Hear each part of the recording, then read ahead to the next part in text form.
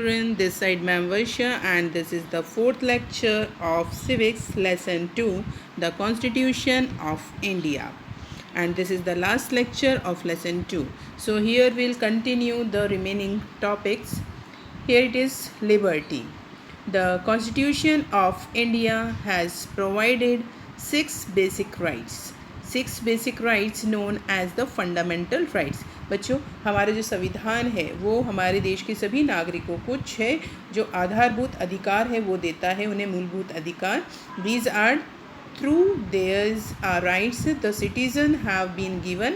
क्या दिया गया उनको अधिकार? फ्रीडम टू थिंक, उन्हें अपना विचार सोचने का, उनको एक्सप्रेस करने का, देयर व्यूज़ को, and also follow the faith and religion of their choice. वो अपना विश्वास, अपना जो धर्म है, जो उपासना है, उसे करने के लिए they are free. Okay, next is equality. Equality has been outlined as the fundamental right of the citizens of India. ठीक है, हमारे फंडामेंटल राइट्स में उसे मेंशन किया गया है equality. This right ensures equal opportunities for education. सभी को एजुकेशन, शिक्षा लेने का अधिकार है. एम्प्लॉयमेंट, रोजगार पाने का अधिकार है.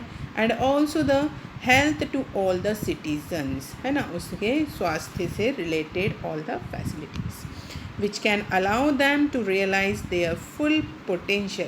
इन सभी से जब उसको एजुकेशन मिलेगा, रोजगार मिलेगा, उसको हेल्थ फैसिलिटीज़ मिलेगी, तो उसमें जो कैपेबिलिटी है, जो पोटेंशियल है, उसको वो बाहर निकाल सकता है. And they lead them on a path to development. वो अपना विकास कर सकता है जिससे कि देश का विकास भी होगा.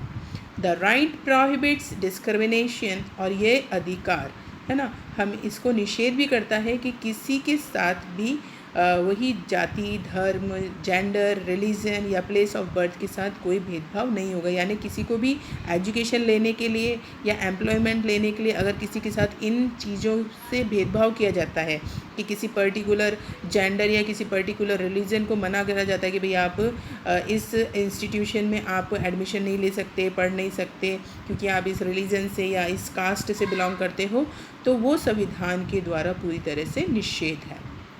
विच में hinder the development of the citizen. क्योंकि इन सब से क्या हो सकता है कि जो डेवलपमेंट है सिटीजन्स का या कंट्री का, उसके लिए उसमें वो बाधा डालेगा. हिंडर मीन्स बाधा. Also every citizen of the country is equal in the I of law. सभी जो भारतीय हैं, कंट्री के जो हमारे नागरिक हैं, वो सभी जो लॉ है, जो कानून है, उसके आगे सभी एक हैं. All citizens are also protected by the law of the land, which means they are free to move the court. They are free to the court. वो जाकर अगर उनके अधिकारों के साथ कोई छेड़छाड़ करता है या उनके फंडामेंटल राइट्स का कोई शोषण करता है, so they can go to the court for the justice. Our last topic is fraternity. Fraternity, children, fellow being. Okay, India is known for its unity in diversity. हम जानते हैं हमारे देश को कहा जाता है विभिन्नता में एकता.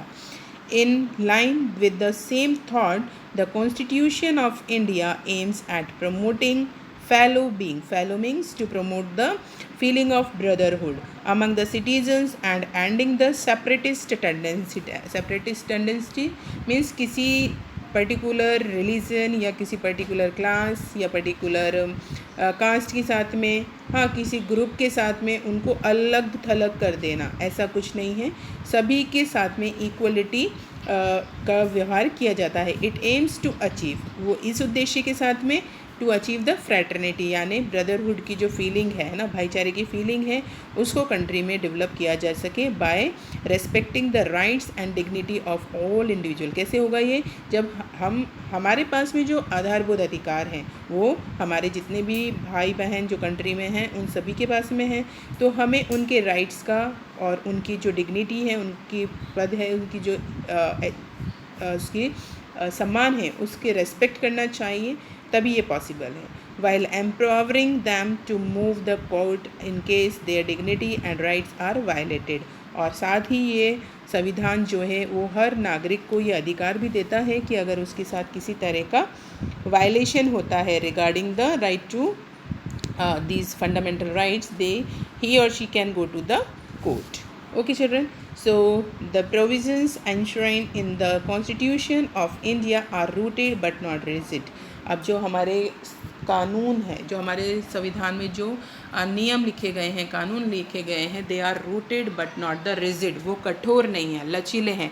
मीन्स उन्होंने अमेंडमेंट्स किए जा सकते हैं, दे आर अमेंडेबल, संशोधन किए जा सकते हैं। Because when the constitution was formed and written that time the situations or the circumstances were different.